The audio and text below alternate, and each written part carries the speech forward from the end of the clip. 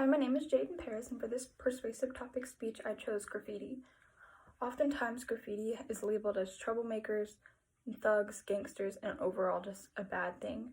Whenever you look at graffiti on walls, buildings, train tracks, subway stations, etc., what are your immediate thoughts? Do you think, wow, this is beautiful, or this is vandalism? There's a lot of problems concerned with graffiti in and of itself, some of which include destruction of property, doing art without permission, and oftentimes their artwork is slander and it has negative connotations and just overall bad imagery.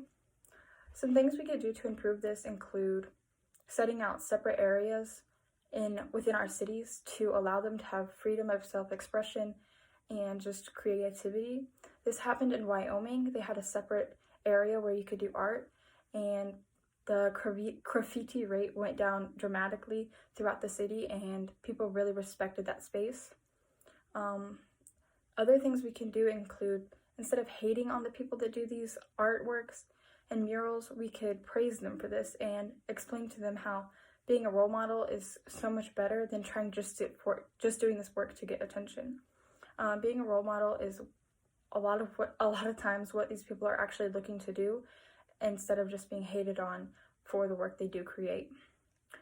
Another thing we could also do is, instead of dismissing these people and shutting them down, we could build them up and help display their work in a more professional setting instead of it being graffiti and vandalism. Another thing that's a problem with this idea of graffiti is a lot of times our cities pay thousands and thousands of dollars to remove it every single year, and it's hurting our economy. Not dramatically, but it does substantially take out a big chunk of what we owe.